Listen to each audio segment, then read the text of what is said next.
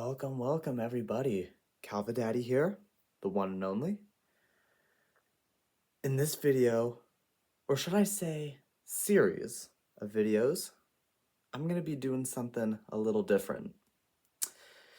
I'm going to be telling a story. Not a fairy tale, not history. You could call it, I don't know, historical fiction if you want. It's a story that I wrote.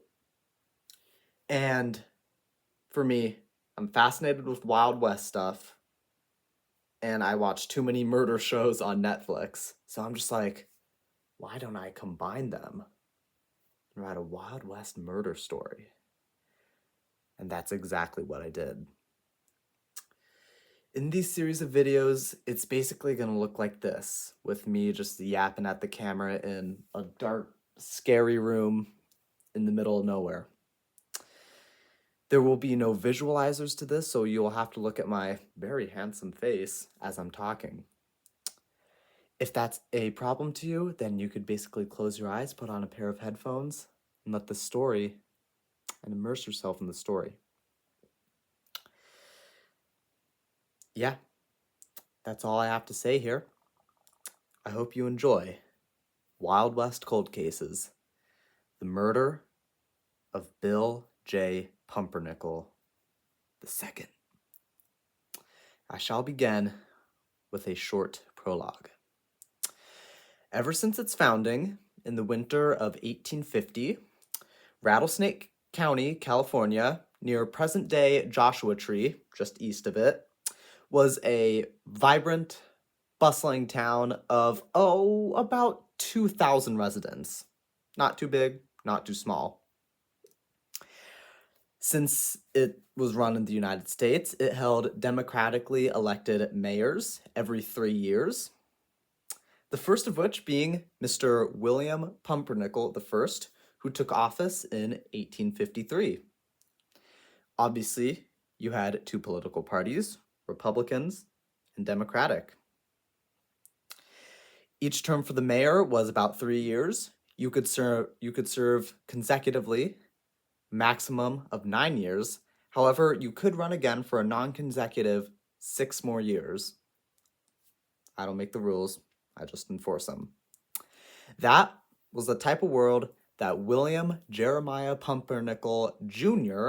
was born into on September 20th, 1826. Pumpernickel, according to himself and friends and family, was a very intelligent child. He was always reading. He studied and got good grades in school. And by the age of 17, he decided that he was going to be the future mayor of Rattlesnake County, just like his father before him. After serving as a general in the Civil War, Pumpernickel successfully ran for mayor and served the full 9 years from 1868 to 1877. Might I note that Rattlesnake County holds elections from November 25th to November 29th.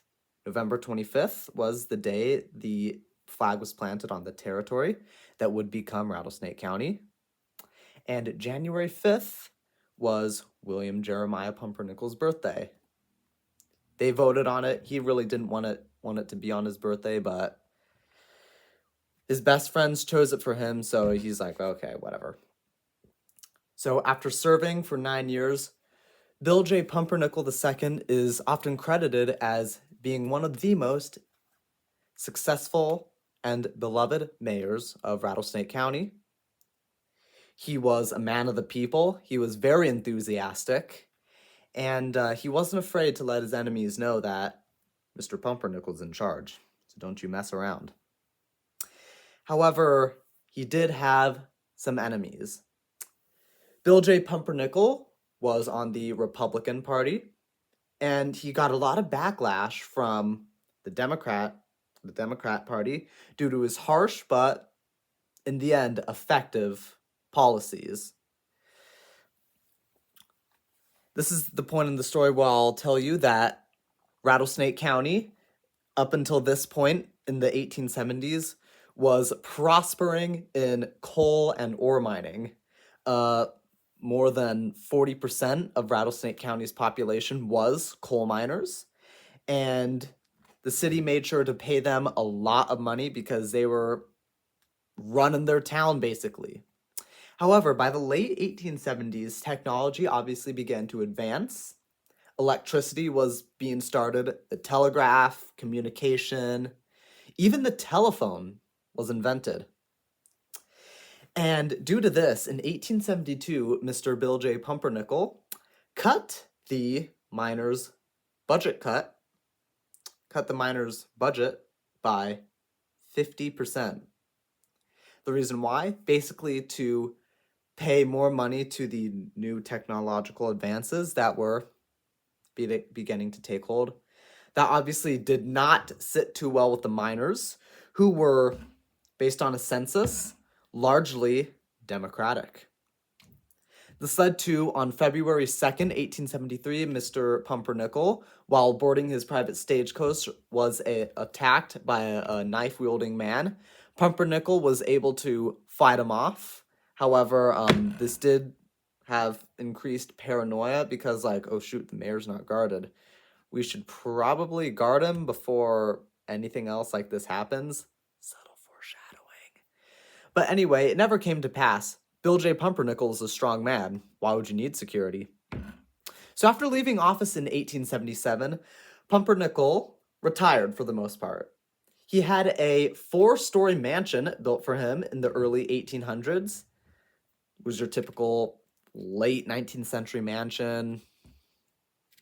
Fancy stuff. I don't know how to describe it, but one thing in particular, it had a secret exit in case of a armed robbery or burglary or natural disaster.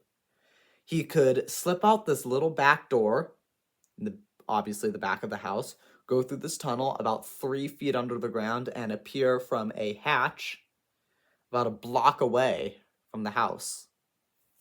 They had that technology in the 1800s. Just saying. So, growing increasingly unhappy with the Democratic leadership of Rattlesnake County, in 1886, Bill J. Pumpernickel decided he was going to run again.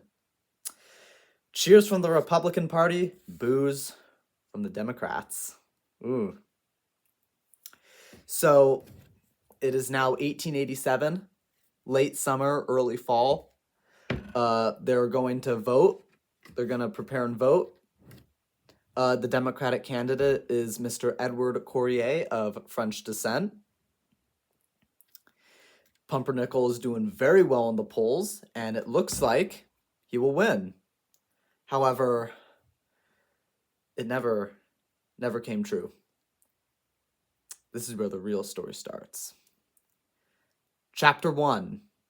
Good deeds go punished.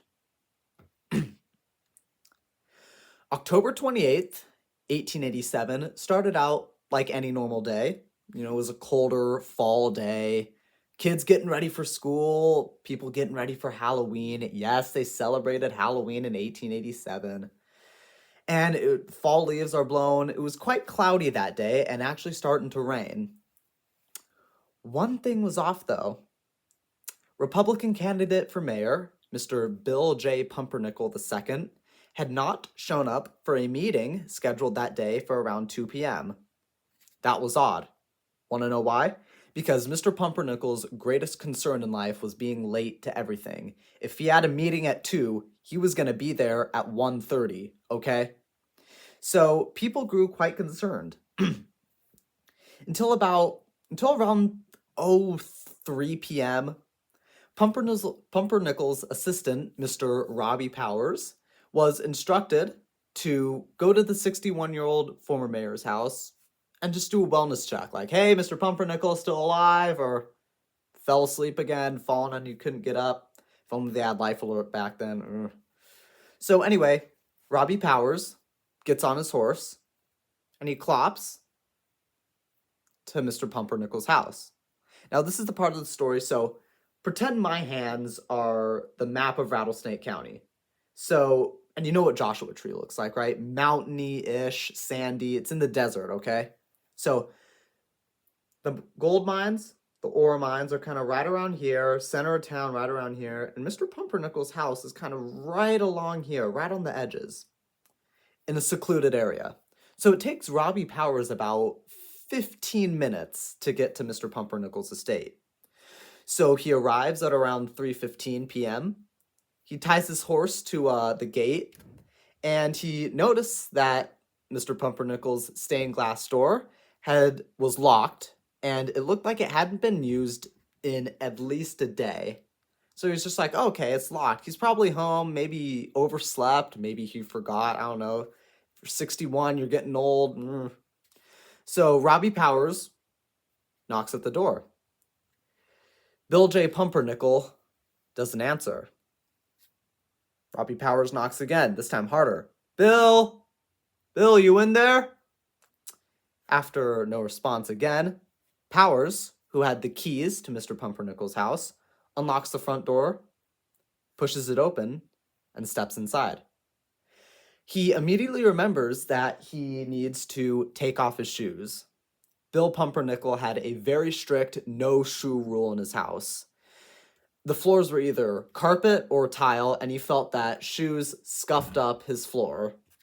I'm with you, buddy. I'm with you. So, Robbie Powers takes off his shoes. However, he notices something a little weird. Dusty footprints, several of them, appeared to be running around the house. Okay? He thought that was very odd indeed.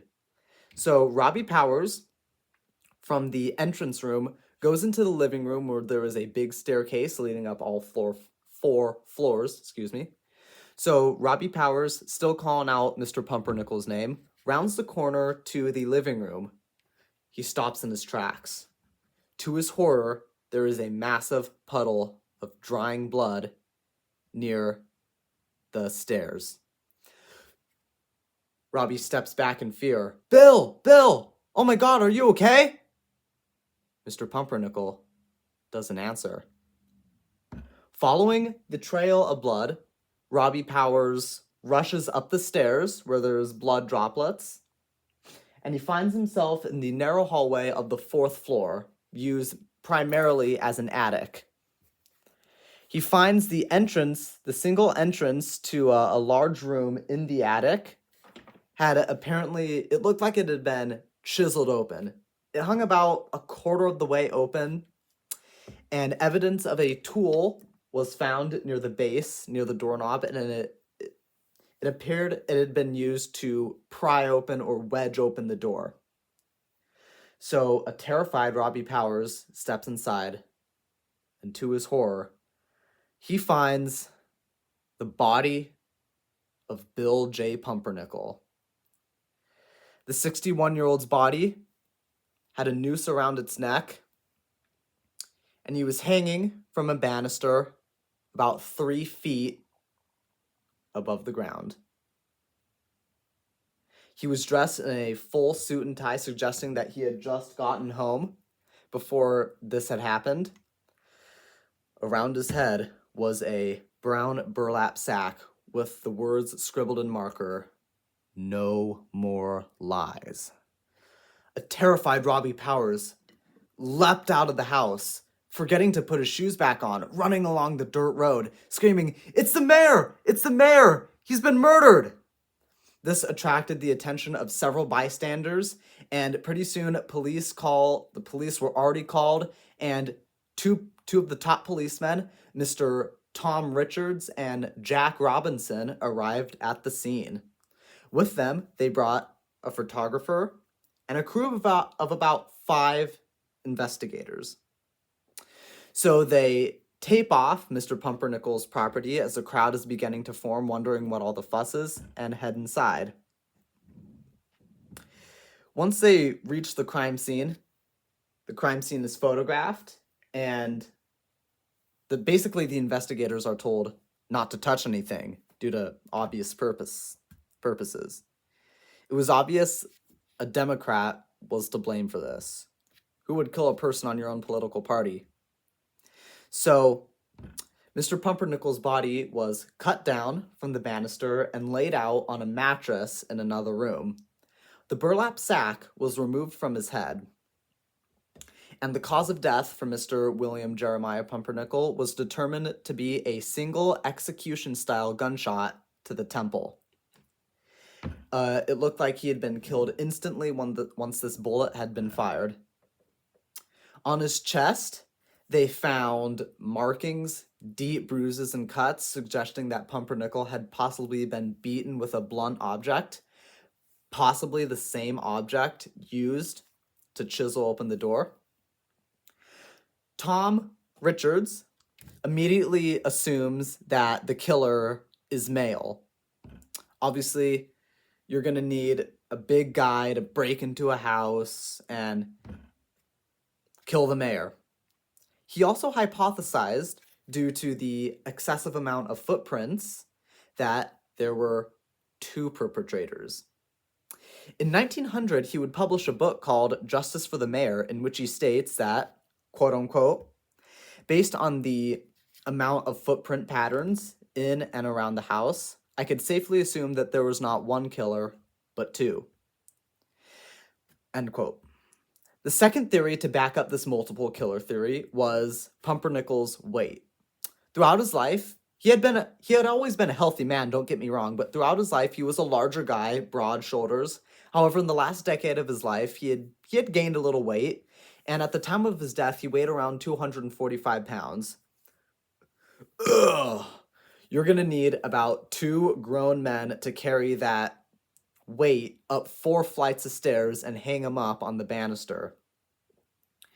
After this brief medical procedure was taken, his body was covered with a satin sheet, and they held 10 minutes of silence in the house. Then Mr. Pumpernickel's body was carried out of the house and then carried away to the hospital to be autopsied and prepared for burial.